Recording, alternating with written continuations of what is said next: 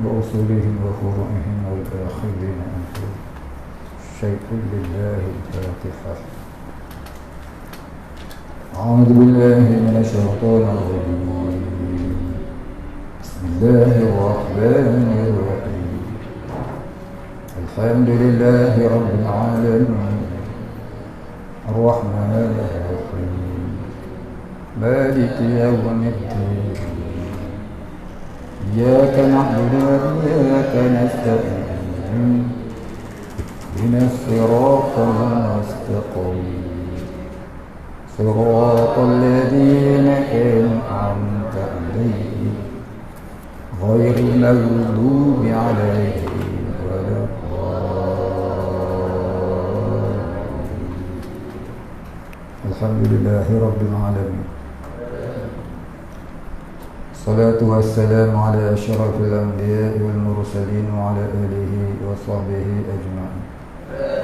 رب اشرح لي صدري ويسر لي أمري واحلل عقدة من لساني يفقهوا قولي ولا علم لنا إلا ما علمتنا إنك أنت العليم الحكيم. رضينا بالله ربا وبالإسلام دينا وبمحمد نبيا ورسولا. اللهم اجعلنا من التوابين اجعلنا من المستغفرين اجعلنا من المتقين آمين يا رب العالمين. بسم الله الرحمن الرحيم.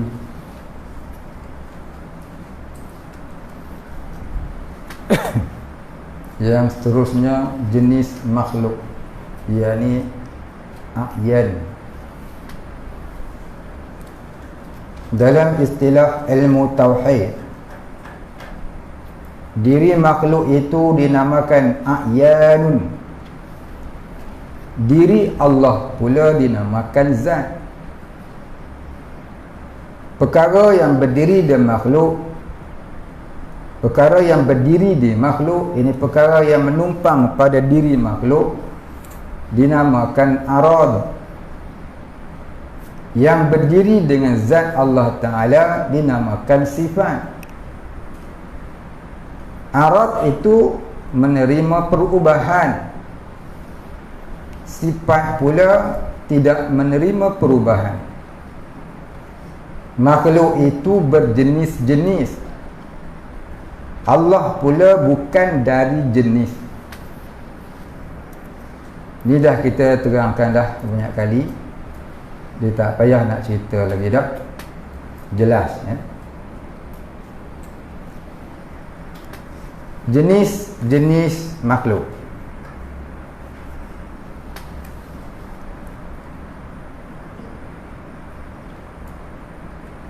Jenis makhluk disebutkan di sini ada 5. Tapi bukan 5 saja, banyak lagi jenis dia. Yang pertama jisim. Dia tulis jim ya sin ya mim. Salah dulu. Jim sin ya mim. Jisim.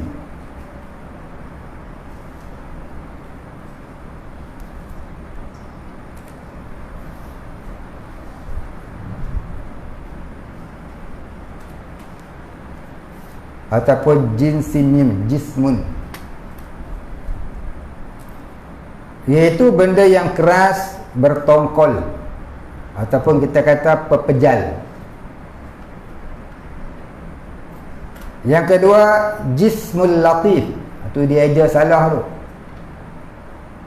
Dia aja salah, betulkan jim, sin, mim. Tulis kat tepi dia tu jim, sin, mim, alif, lam, ta, ya, fa.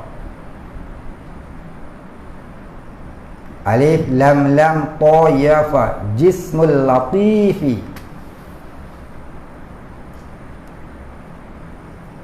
iaitu benda yang halus seperti malaikat. Kata setengah kitab seperti langit. Benda yang halus yang tak dapat dilihat dengan mata kepala, mata kasar. Dia duduk secara gaib. Itu namanya jismul latif. Yang ketiga jirim. Tu dia je jirim salah tu. Dia jirim, jim ra ya mim. Jirim. Jim ra ya mim. Jirim. Iaitu cecair seperti air. Atom. Molekul. Itu namanya jirim. Yang keempat jauhar, iaitu tiap-tiap yang halus. Yang kelima jauhar firdi. Jauhar firdi iaitu yang teramat halus seperti nyawa, yang tak boleh dibelah bahagi. Nyawa tak boleh dibelah bahagi. Hakikat nyawa kita pun tak tahu bagaimana. Roh umpamanya, roh tak boleh dibelah bahagi. Baik, itu semua namanya jenis-jenis makhluk. Tu dia kata tadi, makhluk tu berjenis-jenis. Allah tidak daripada jenis. Kemudian kelakuan makhluk. Makhluk itu berada di dalam tiap-tiap dua kelakuan. Salah satu kelakuan itu seperti diperbuatnya dan diselang-selikan dengan kelakuan sebaliknya. Contohnya tidur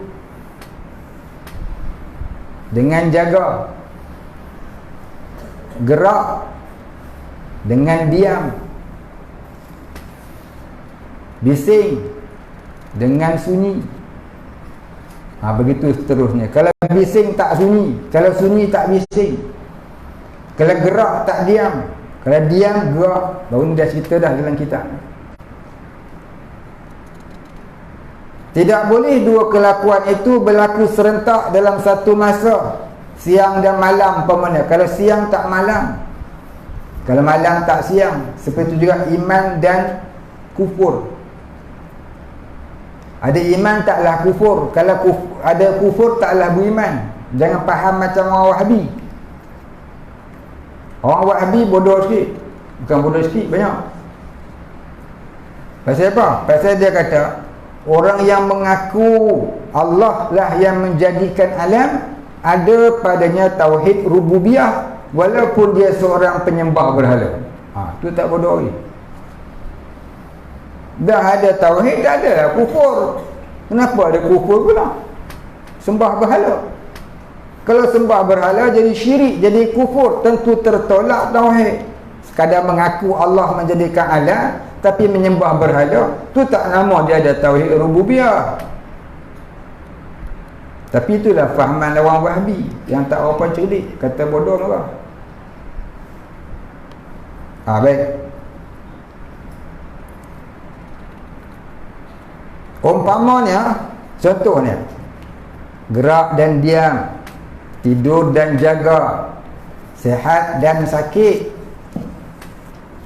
kuat dan lemah, jahil dan alim, ingat dan lupa, dan sebagainya.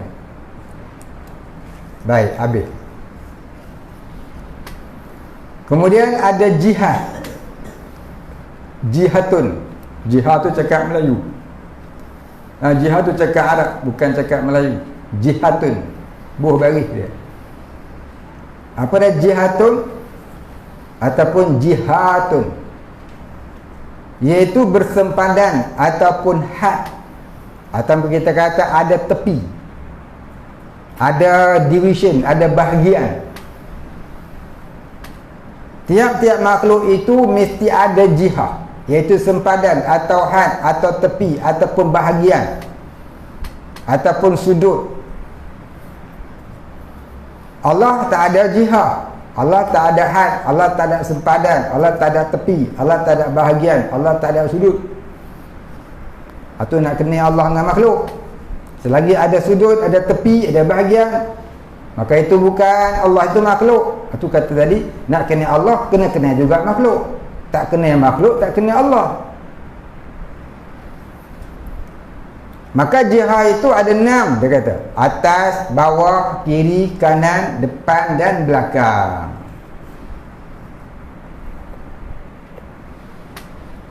Baik, habis. Seterusnya berhajat. Makhluk itu dia berhajat, Allah tak berhajat. Kena faham. Satu firman Allah Ta'ala, wa ma khalaqtul jinna wal insa illa liya'budun. Ramai orang buh makna gini. Tidaklah Allah jadikan jin dan manusia, tidaklah Allah Ta'ala jadikan jin dan manusia melainkan untuk beribadah. Jadi bermakna, kalau buh makna untuk beribadah, jadilah Allah Ta'ala itu berhajat. Berhajat itu eja salah. Bukan ta ta'nis, buh ta marbutah. Baraha alif jim ta marbutah, bukan ta ta'nis. Ta marbutah atau bulat. Jadi kalaulah kita kata Allah jadikan manusia dan jin ni untuk beribadah, jadilah Allah Ta'ala tu berhajat. Bila Allah Ta'ala berhajat, serupalah macam makhluk berhajat. Maka bubuh makna Allah Ta'ala jadikan jin dan manusia untuk beribadah, maka hukumnya salah, hukumnya haram. Jadi lam pada ayat tadi, wa ma khalaqtul jinna wal insa illa liya'budun. Lam tu liya'budun. Lam li tu bukan dengan makna untuk, bukan lam ta'lil. Itu bukan lam ta'lil, itu lam sayrurah maknanya. Lam ta'lil maknanya untuk, tapi lam tu bukan lam ta'lil, namanya lam sayrurah. Lam dengan makna menjadi. Allah menjadikan jin dan manusia itu melainkan menjadikan mereka itu beribadah. Allah menjadikan mereka itu beribadah. Baik itu ada yang buat maksiat, Allah jadikan mereka itu bermaksiat.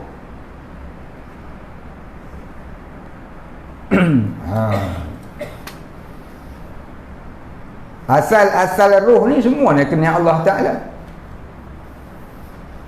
Kemudian Allah tukarkan mereka tu jadi musyrikin, jadi kafirin, murtadin, munafikin, sabiin, zalimin, fasikin, dan berbagai lagi gelaran-gelaran.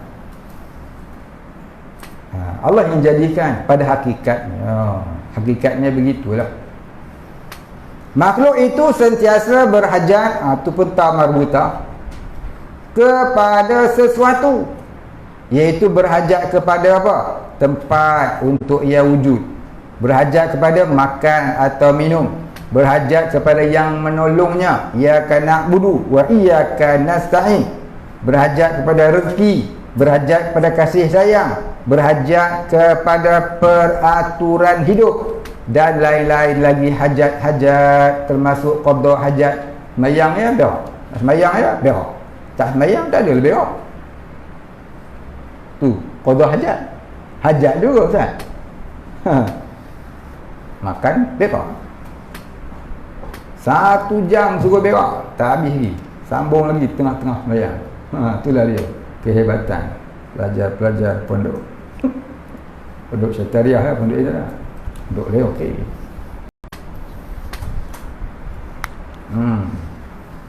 Nak kata penyakit muda lagi. Kalau macam saya dah tua, patut dalam padan lah kena banyak-banyak penyakit. Ni muda lagi, belum kahwin lagi. Kahwin pun tak tahu lagi. Ini kalau kahwin tak tahu lah apa penyakit tu. Hai, janganlah jadi suami budak pondok syariah. Penyakit banyak, suka berak.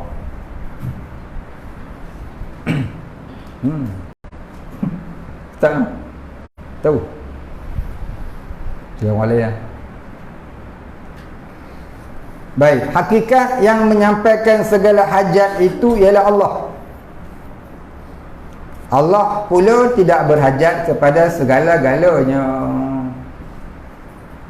Bahkan Allah itu ialah tempat berhajat, muftaqarun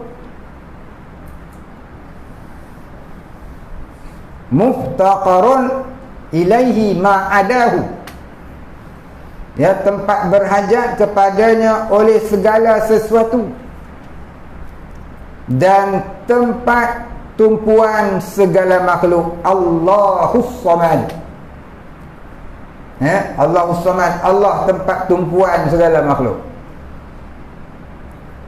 Sama ada makhluk itu sedar atau tidak, tahu atau tidak tahu, yakin atau ragu-ragu, percaya ataupun tidak percaya, hakikatnya Allah lah yang menjadikan, menolong dan mengurniakan segala hajat makhluk. Beza yang percaya, yakin dan penuh tumpuannya kepada Allah dinamakan mukmin, maka tempatnya di syurga. Yang tidak percaya pula dinamakan musyrik.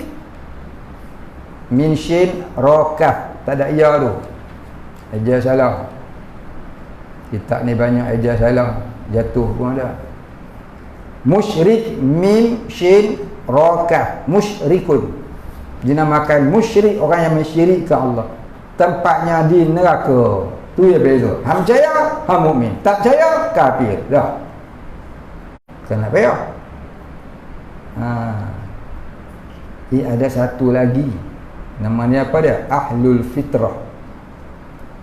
Ahlul fitrah ni walaupun dia tak percaya, dia tak tahu pun kata Tuhan tu ada, dia masuk syurga. Siapa dia ahli fitrah? Iaitu orang yang hidup di antara dua nabi, yang tak pernah dengar khabar Rasul. Maka dia ni orang matinya nanti masuk syurga, tapi syurga yang rendah. Jadilah syurga rendah, asal tak kena masuk neraka. Ini kita yang reti ni nanti masuk neraka. Pasal apa? Banyak dosa, tak terasa pun berdosa. Tu lagi berat. Buat dosa tak rasa berdosa, tu lagi tu. Baik, habis. Jadi Allah itu muftaqarun ilaihi ma'adahu, tempat berhajat kepadanya oleh segala sesuatu. Makhluk ni pula muftaqirun ilallah. Kita ni muftaqirun, yang berhajat kepada Allah. Ya, Allahu muftaqarun ilaihi ma'adahu. Al-makhluk muftaqirun ilaihi, muftaqirun ilallah. Kita muftaqirun, Allah muftaqarun. Muftaqarun, mim fa ta qaf ra, muftaqarun. Eja sama, beza bagi dia. Bo bagi atas muftaqarun jadi isim maf'ul. Bo bagi bawah muftaqirun jadi isim fa'il. Baik. Habis itu sambung bawah. Apabila ia iaitu menali. Apa menali? Mengenali tu.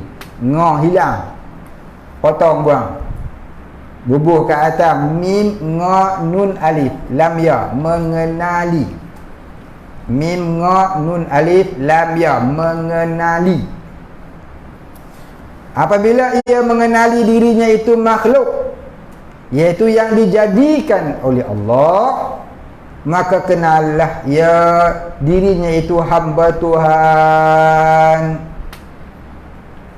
Apa dia yang dia kena kenal? Dia kena kenal dia tu makhluk. Apa yang dikatakan makhluk tadi? Yang pertama namanya, yang kedua jenisnya, yang ketiga kelakuannya, lagi yang keempat jihahnya, yang kelimanya ada hajat kepada Allah. Maka tu namanya makhluk. Kita ni iyyaka na'budu wa iyyaka nasta'in. Iyyaka na'budu Allah tu tempat meminta, tempat beribadah. Wa iyyaka nasta'in, tempat meminta, tak tolong. Baik, habis. Itu dikatakan man arafa nafsah faqad arafa rabbah.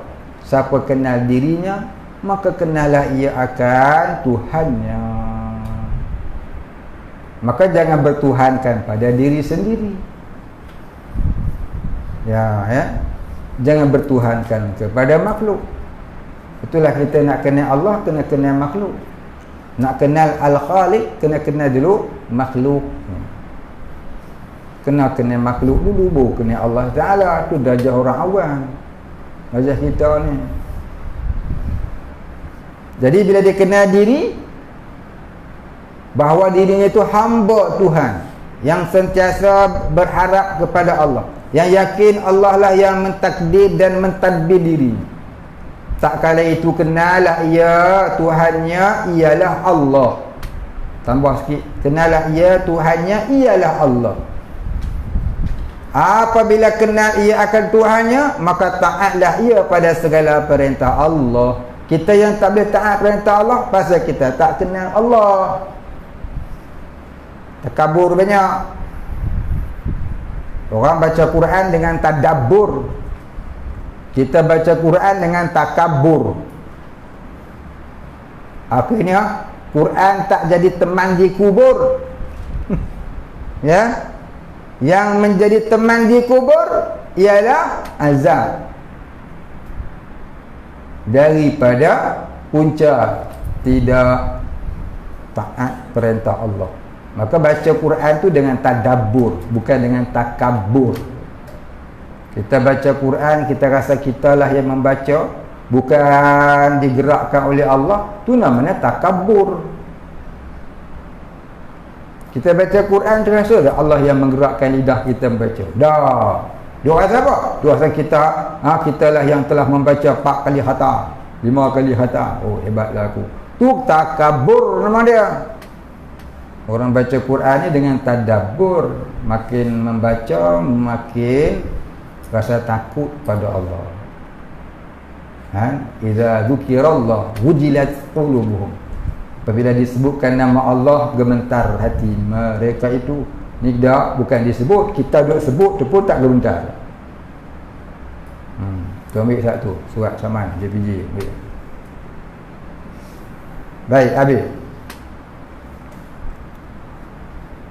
Kita berhenti kat situ dulu. Kemudian katanya orang yang tidak taat kepada perintah Allah itu ada kalanya. Ila akhirih wallahu a'lam. Wala ilma lana illa ma 'allamtana innaka antal alimul hakim.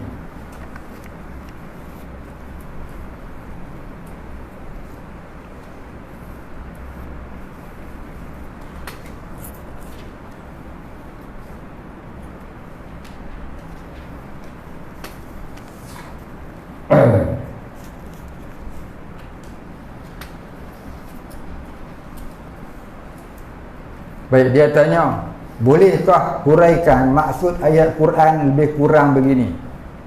Orang Nasara lebih dekat dengan orang mukmin berbanding orang-orang Yahudi. Saya lupa lah ayat dia. Kenapa tak tulis ayat dia sekali? Ayat dia apa? Ayat Qurannya tu. Jadi minta orang yang bertanya ni, ya, tolong buat keluarkan ayatnya. Wallahu a'lam. Jawab lebih-lebih kurang tak boleh, takut salah. Dia nak soal tu, biarlah soal tu mana ayat dia.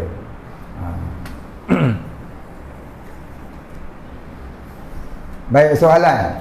Apakah hukum pakai cincin di jari tengah? Adakah haram? Pakai cincin hukumnya harus. Pakailah di jari mana pun, hukumnya adalah harus. Cumanya kalau hang pakai kat ibu jari, namanya itu nama orang abnormal. Pakai cincin yang sunahnya ialah di jari manis tangan kanan. Hanya satu saja yang sunnah. Kalau pakai sampai 4 jari, itu bukan sunnah. Itu namanya tok boh mau. Tok boh mau cuba tengok jari dia. Oh tu 4 kali. Itu tak termasuk sunnah. Itu sunnah tok boh mau. Bukan sunnah Nabi. Sunnah Nabi, Nabi pakai cincin yang diperbuat daripada perak, bukan negeri Perak. Cincin yang dibuat daripada logam perak, ada batunya dan ada cok mohor kenabian Nabi. Nabi pakai kat belah jari manis sebelah kanan, bukan sebelah kiri. Sebelah kiri itu bukan sunnah Nabi, itu sunnah manusia Melayu. Baik. Pakai kat tengah ke kat mana ke, itu harus. Yang sunnahnya jari manis sebiji je. Itu satu lagi surat. Yang kedua, soalan seterusnya, hukum apa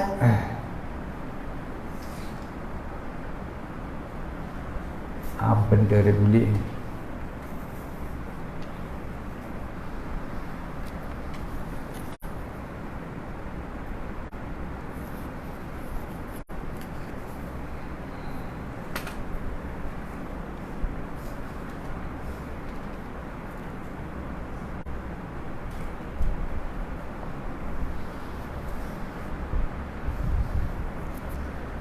Apakah hukum ayah tiri ambil hak anak tirinya?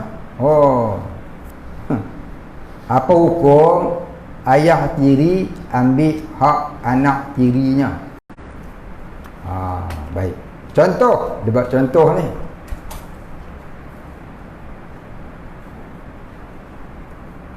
Mak aku ni janda.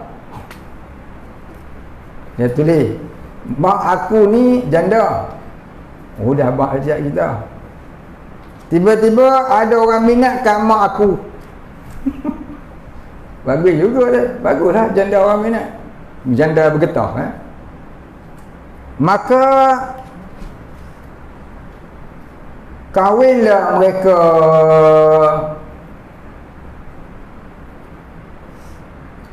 Tulisan lawa sangat. Maka kahwinlah. Aduh, mak ayat tulisan dia. Benda tulis. Maka kahwinlah. Aduh mak tulislah lawa sikit kecil nak tulis. Dah kecil lawa sangat pula tu. Maka tulis, maka kahwinlah mereka si Hasan muhrim dengan Minah. Benda tulis aku tak. Pada suatu hari abu dia dapat handphone. Abu dia ke aku ni.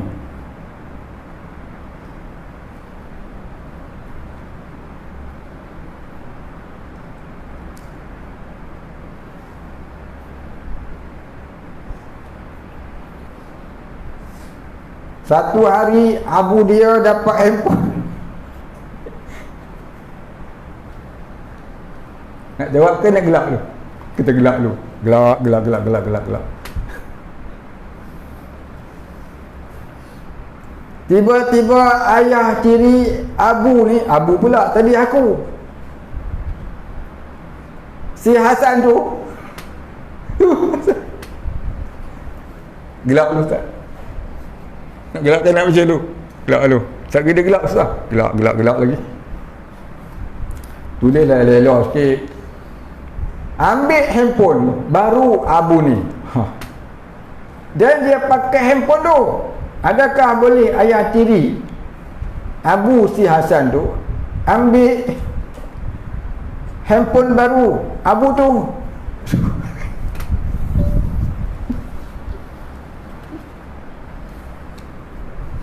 Siapa yang faham? Kata dengar. Siapa tak faham? Kata dengar. Susah nak faham melampau ni. cakap terang-terang pun tak faham, tambah lagu ni confirm tak faham. Dia cerita lagu ni barangkali dia kut barangkali mak dia ni janda, jadi kahwin dengan satu laki-laki, maka laki-laki ni akhirnya jadi pak tiri dia. Satu hari barangkali lah kot, pak tiri dia ambil handphone dia. Apa hukum dia? Baik, hukum dia adalah bagus. Kadang-kadang harus, kadang-kadang sunat, kadang-kadang wajib. Pasal apa? Dia tak tanya berapa umur dia ni. Tengok dia punya tulisan ni, barangkali umurnya bawah 12 tahun. Mungkin 9 tahun, mungkin 11 tahun. Jadi pak tiri ambil handphone dia. Apa hukum? Kalau saya kata wajib. Wajib pak tiri tu ambil handphone, takut anaknya jadi rosak. Banyak budak-budak jadi rosak pasal handphone. Bukan kata budak, mak budak, pak budak, tok budak pun jadi rosak pasal handphone. Jadi saya kata apa? Apa hukum pak tiri ambil handphone anak tiri? Saya kata wajib. Pasal apa? Barangkali dia nak mencegah anak tiri dia jadi daripada jadi bangang fid dunia wal bangang fil akhirah. Faham? Baik, sekian. Terima kasih. Kita tanya wali pula. Baik, nak sangat. Banyak ada orang rosak pasal handphone.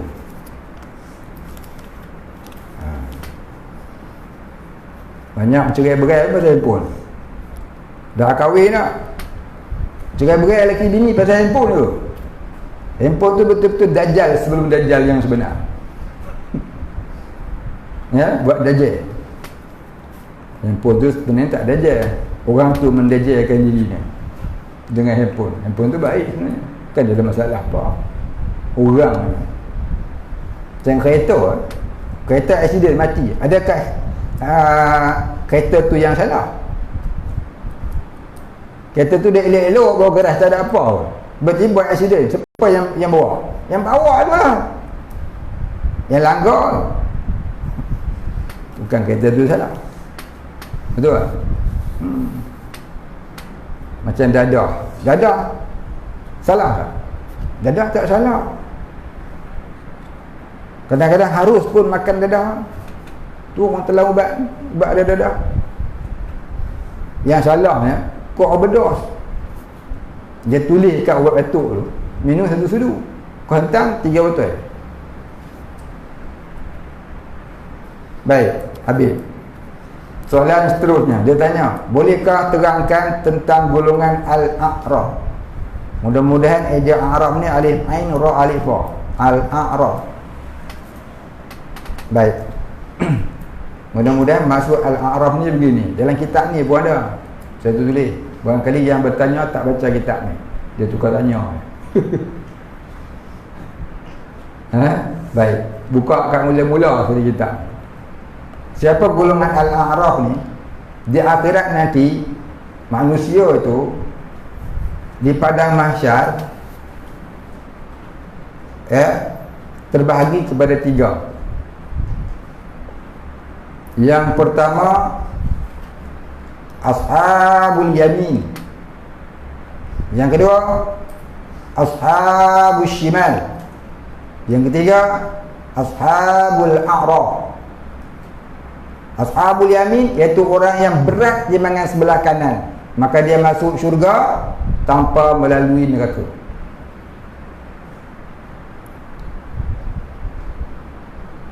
Yang kedua, Ashabul Shimal iaitu orang yang berat timbangannya sebelah kiri, maka dia kena melalui seksa neraka dulu.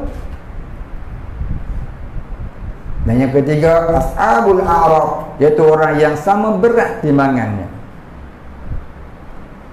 maka orang ini tak kena masuk neraka, tapi dia kena meniti titian sirat dalam waktu yang panjang, tapi tak kena neraka. Jadi Ashabul A'raf ni orang pertengahan. Ya, dia kena hisab tapi tak kena masuk neraka. Satu lagi soalan game kad nak balik lah.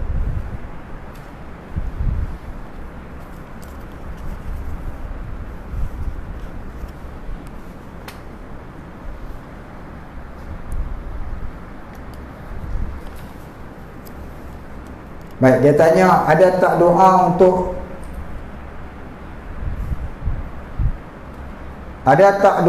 untuk kawan kita yang pemalas dan degil? Barangkali orang yang tanya ni dia rajin sangat-sangat dan taat sangat-sangat. Tolong doakan saya. Sebab saya pun malas juga. Degil pun dia juga. Biasanya orang tanya begini ni, dia tu orang rajin.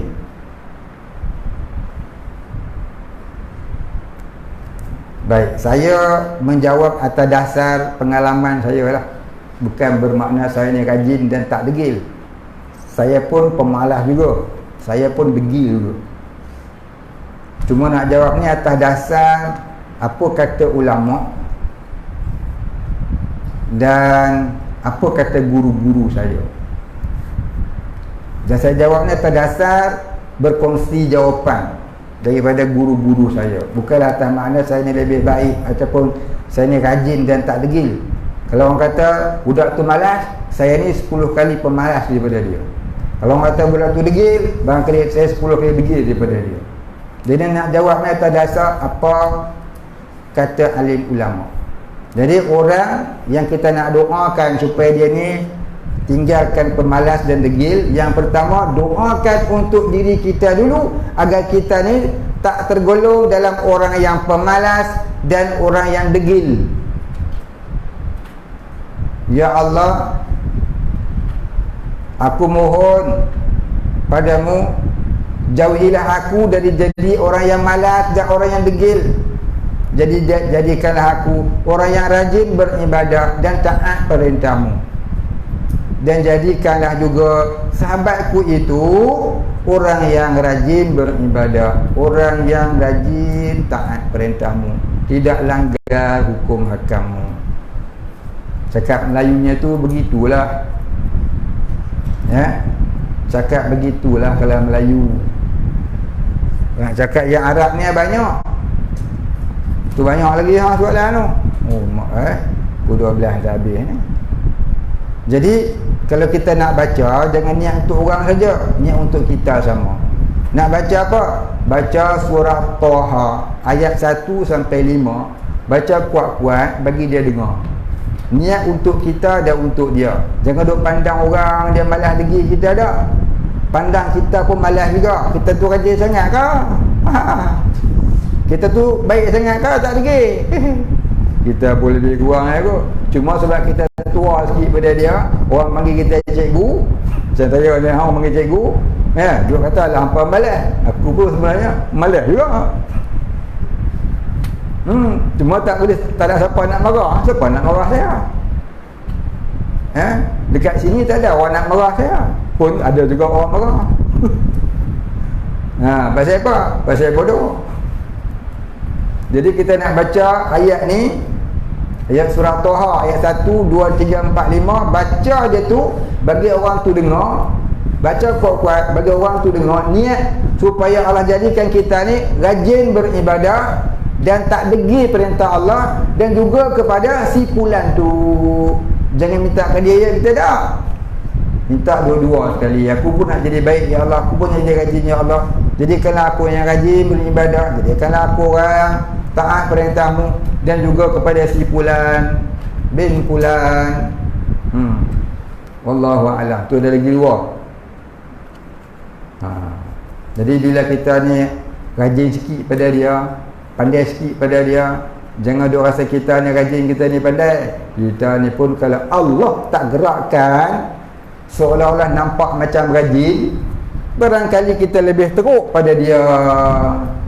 Kena anggap lagu tu. Jangan dia anggap dia malah nak apa risau. Dengar kau rajin sangat. Ya, buang anania. Buang anania. Maaf bertanya, dia tanya. Tanya tak payah minta maaf.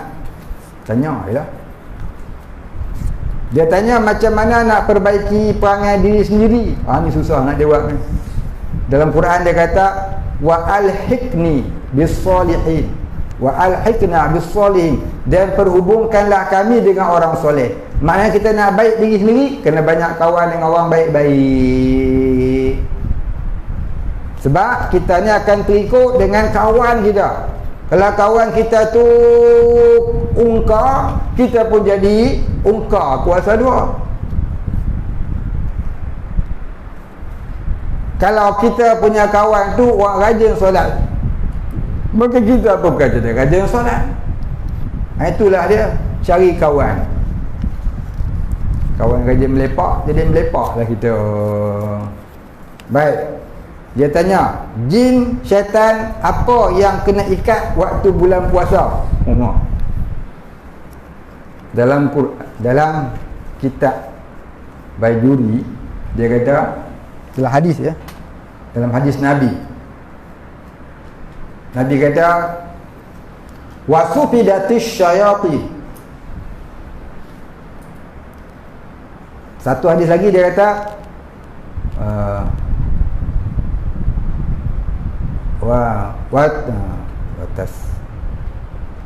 wasulsilatis syayati. Ada dua sirah. Satu, wasufidatis syayatin. Satu lagi, wasulsilatis syayatin. Maksudnya apa dia? Dibelenggu syaitan. Sufidat, susilat maknanya sama lah. Dibelenggu syaitan. Dia apa makna dibelenggu syaitan ni?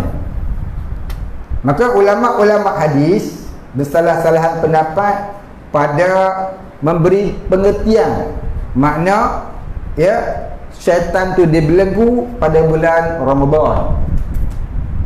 Pendapat yang pertama, semua syaitan tu dibelenggu. Ni kata Imam Malik. Belenggu macam mana? Serah pada Allah. Kita tak tahu. Habis tu satu. Maknanya lihat pada zahir perkataan tu dibelenggu lah. Dibelenggu macam mana? Sufidat macam mana? Sufidat yang layak dengan Allah. Allah yang tahu. Itu pendapat yang pertama. Pendapat yang kedua, sufidat dengan makna mereka itu tak dapat nak menggoda manusia. Maka mereka boleh tengok lah. Boleh tengok ya. Nak pergi goda tak boleh. Seolah-olah macam dibelenggu. Boleh tengok. Macam ibarat dia ya, ular sawah kenyang kan. Dia tengok kita jalan depan dia pun dia kenyang. Dia jadi lapar. Habis kau dia tengok je. Itu pendapat yang kedua. Pendapat yang ketiga, ini pendapat yang masyhurah maksudnya ialah syaitan pembesar syaitan. Ya, pembesar syaitan yang ganas-ganas. Ya, yang kedeking-kedeking. Yang itulah yang diikat. Tapi yang tak ganas, yang tak berapa hebat, itu dibebaskan. Maka sebab tu ada juga orang bulan puasa pun tentang jugalah dosa. Bukan sebab nafsu saja. Sebab ada juga syaitan-syaitan yang tak ganas ni. Dia masih lagi boleh. Cuma tak jahat sangat lah. Itulah tiga pendapat ulama mengenai sufidatis syayatin dan sulsilatis syayatin. Dibelenggu akan syaitan. Wallahu a'lam. Kata setengah ulama, semua syaitan dibelenggu. Yang jahat tu pasal nafsu dia. Nafsu ni telah dididik oleh syaitan selama 11 bulan. Maka hasil didikan tu 1 bulan Ramadan dia pula jadi syaitan. Dan nafsu tu sebenarnya lebih jahat dari 70 syaitan. Ya. Kata Imam Ghazali, satu nafsu lebih jahat dari 70 syaitan. Bila dia sudah jahat. Tapi nafsu itu bila dididik sehingga dia tunduk dan patuh pada perintah Allah, terkadang darjahnya lebih tinggi daripada malaikat. Dan dia itulah waliullah. Jadilah dia habibullah. Tu ada dua lagi dia ambil. Hang dia tukang ambil surat. Baik. Izin bertanya, kalau semua manusia sudah berpindah ke planet Yang lain, kalau keluar, kalau Dajjal keluar nanti, maksudnya Dajjal pelonga-pelonga,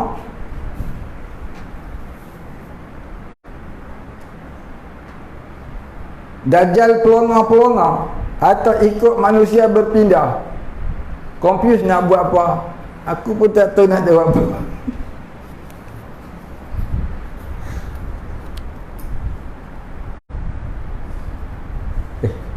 Ada juga dia boleh sanggup bertanya. Kesanggupan dia bertanya soalan yang begini.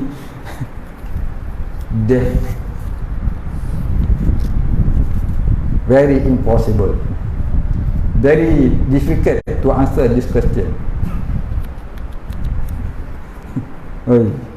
Dia kata kalau semua manusia berpindah ke planet yang lain, planet mana aku nak pindah?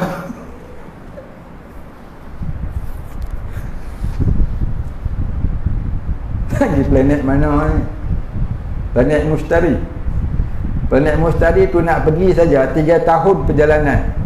Pergi, belum balik. Tak tentu balik. Dan tak tentu sampai. Kemati dulu nanti. Dulu dah ada dah angkasawan nak pergi ke planet Mustari, tapi dibatalkan. Sebab apa? Tak berani nak pergi. 3 tahun perjalanan. 3 tahun jangkaan, tak betul dah dia dah.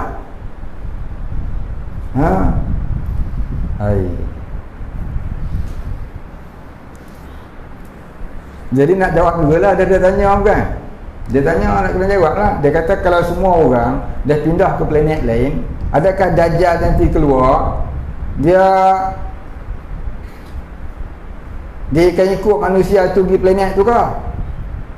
Confused dah nak buat apa?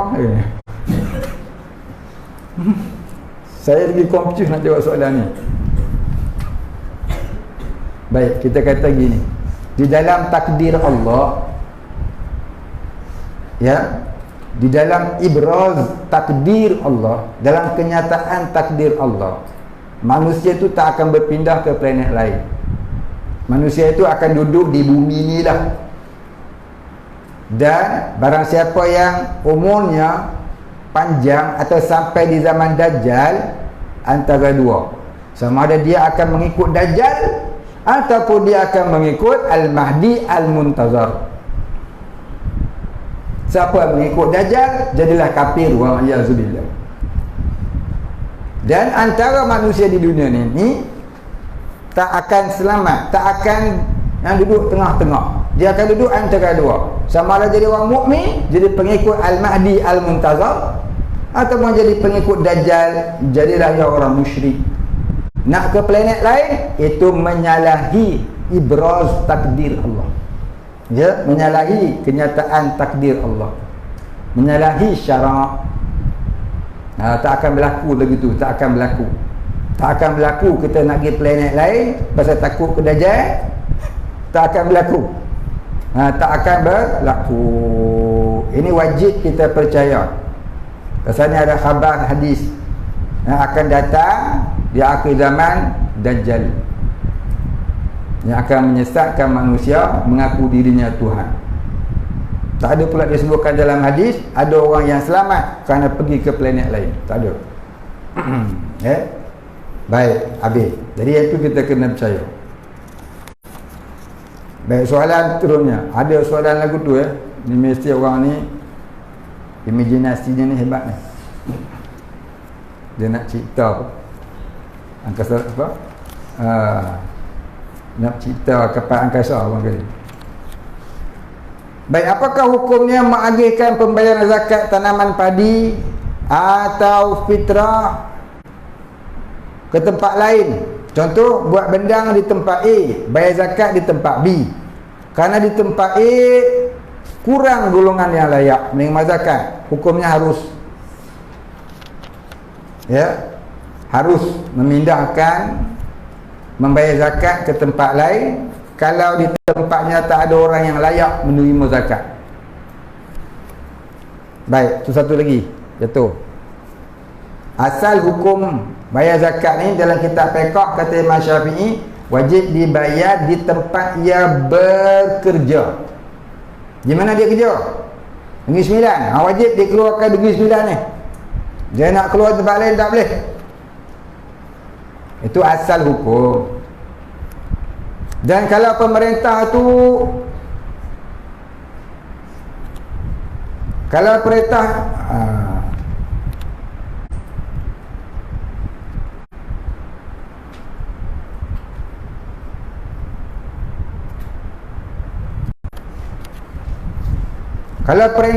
kalau pemerintah ada mengutip zakat di kalangan rakyat, maka wajib rakyat mengeluarkan zakat kepada pemerintah.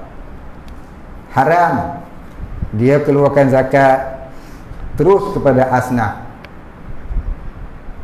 Tapi sah, tapi hukumnya sah, namun haram. Dengan syarat pemerintahnya telus. Pemerintahnya telus. Tapi dalam kitab Minhajut Talibin, dia kata pada zaman ini tak ada lagi pemerintah yang telus. Itu zaman pengarang kitab Minhajut Talibin. Zaman siapa itu? Zaman Imam Nawawi, 800 tahun yang lalu. Kalau zaman ini, lebih dah lagi. Pernah satu masa di Negeri Sembilan, zaman almarhum Mufti Murtada, dia dipujuk oleh satu pembesar negeri supaya mengizinkan, memfatwakan zakat harus dikeluarkan untuk pembangunan negara yang bercampur baur antara rakyat Islam dengan tidak Islam. Maka Syekh Murtada dengan tegas mengatakan zakat hanya untuk orang Islam, tidak boleh kepada orang yang bukan Islam. Dan akhirnya dia mendapatlah satu penghargaan, dipencinkan dengan segera. Itulah dia bila mufti itu tegas. Syabas kepada almarhum Mufti Syekh Murtada rahimahullahu ta'ala, ghafarallahu wali walidayhi, amin. Bukan senang sekali mufti yang tegas lagu tu. Baik. Dia tulis ayat Quran dah. Wala tajidanna asyaddan nas adawah lilladhina amanu yahudu walladhina asyraku wala tajidanna aqrabahum mawaddah lilladhina amanu alladhina qalu inna nasara dhalika biannahum qissisin wa ruhbanan wa innahum la yastakbirun. Ayat ni saya nak kena tengok tafsir, nak kena tengok asbabun nuzul dia.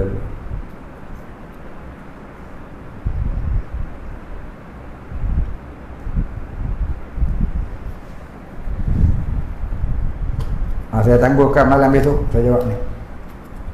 Tak ingat asbabun nuzul dia, takut tersalah.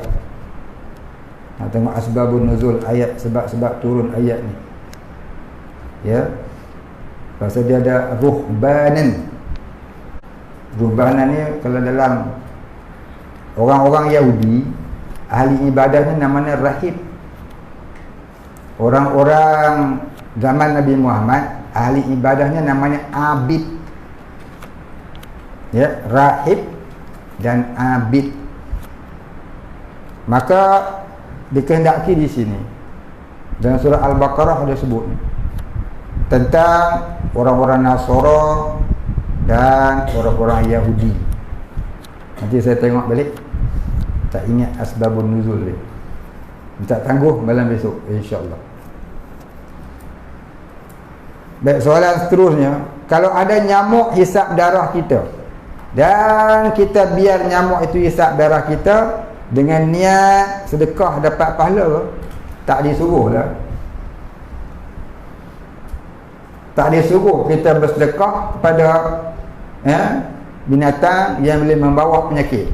Kau nak kena denggi, elok. Baik, ada 12 jenis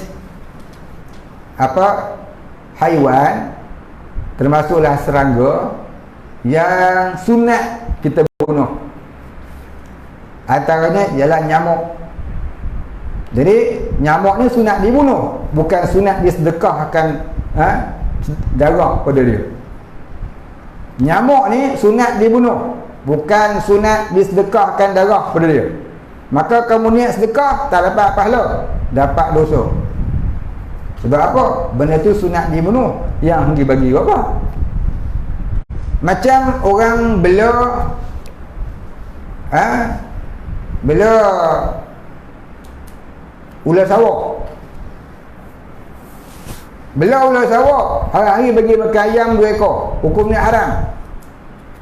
Pasal apa? Ayam tu untuk kita makan. Kenapa pergi beri pada ular yang sunat kita bunuh? Ular ni sunat dibunuh. Dalam sebuah hadis disebutkan, seekor ular kita bunuh seumpama kita membunuh seorang kafir.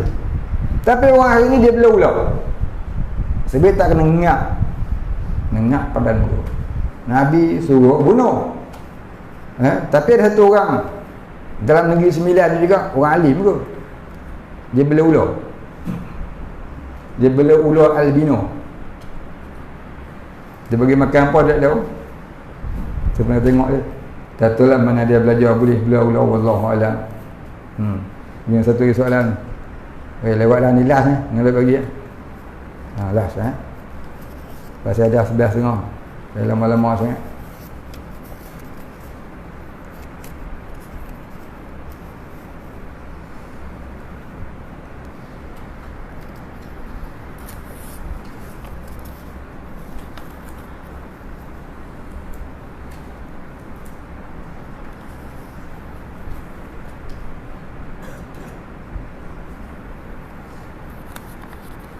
Baik. Dia kata turunnya wahyu yang mengatakan bahawa binasa kedua tangan Abu Lahab. Tabbat yada Abi Lahab. Celakalah kedua tangan Abu Lahab. Turunnya sebelum, sewaktu atau selepas Nabi berdakwah secara terbuka? Tentulah turunnya selepas Nabi berdakwah. Tapi ayat tu qadim lagi azali, cuma turunnya selepas ataupun setelah Nabi menyampaikan dakwah. Belum Nabi menyampaikan dakwah, orang menyembah berhala tidaklah dihukumkan musyrik, sebab mereka belum sampai seruan Islam. Tapi bila Nabi dah sampaikan dakwah, dia tak nak terima, maka dihukumkan dia kafir, maka tentulah dia itu maka tentulah dia tergolong dalam kumpulan orang-orang yang dimurka Allah. Jadi ayat ni turun bila? Turun setelah Nabi menjadi Rasul. Baik, habis. Ayat tu qadim lagi azali, cuma turunnya setelah Nabi menjadi Rasul. Kena faham tu ayat tu. Nak bertanya, adakah murtad kalau kita cakap alah tak apa, nanti kita masuk neraka sama-sama juga? Bukan saya, dia kata. Dia abang saya dah, bukan saya. Dia kata ni orang lain lah ni nak tanya. Baik, cakap yang macam ni tergolong dalam mustahzi'una bi ayatillah, mempersendakan ayat Allah. Maka orang yang mempersendakan ayat Allah ini, dia khawatiri jatuh murtad, sekurang-kurangnya pun berdosa besar. Maka lebih baik orang yang cakap macam ni, dia kena bersyahadah semula serta bertasdik di dalam hati dengan niat untuk kembali kepada Islam. Kerana perkataan yang macam ni boleh membawa kepada murtad, kerana tergolong dalam mustahzi'una bi ayatillah, iaitu mempersendakan ayat Allah. Baik, insya-Allah kita sambung. Ayat ni pagi besok insya-Allah, kalau saya ingat. Malam ni nak balik tengok kitab ni. Terlupa. Wallahu a'lam. Al-Fatihah. A'udzubillahi minasyaitonir rajim. Bismillahirrahmanirrahim. Alhamdulillahirabbil alamin. Arrahmanir rahim. Maliki yaumiddin. Iyyaka na'budu wa iyyaka nasta'in. Ihdinas siratal mustaqim. Siratal ladzina an'amta 'alaihim ghairil maghdubi 'alaihim waladdallin. أعوذ بالله من الشيطان الرجيم. بسم الله الرحمن الرحيم. الحمد لله رب العالمين، الصلاة والسلام على أشرف الأنبياء والمرسلين وعلى آله وصحبه أجمعين. اللهم اغفر لنا ذنوبنا وارحمنا وأنت الغفور الرحيم. اللهم اغفر لنا ذنوبنا ولوالدينا وارحمهم كما ربيانا صغارا، ولمشايخنا وللمسلمين أجمعين برحمتك يا أرحم الراحمين. اللهم نور قلوبنا بنور معرفتك يا فتاح يا رزاق. افتح لنا فتحا قريبا كما فتحته على أنبيائك وأوليائك وأنبيائك وأوليائك وأنبيائك وأوليائك وعبادك الصالحين. صلى الله على سيدنا محمد وعلى آله وصحبه أجمعين. سبحان ربك رب العزة عما يصفون، وسلام على المرسلين، والحمد لله رب العالمين. تقبل الله.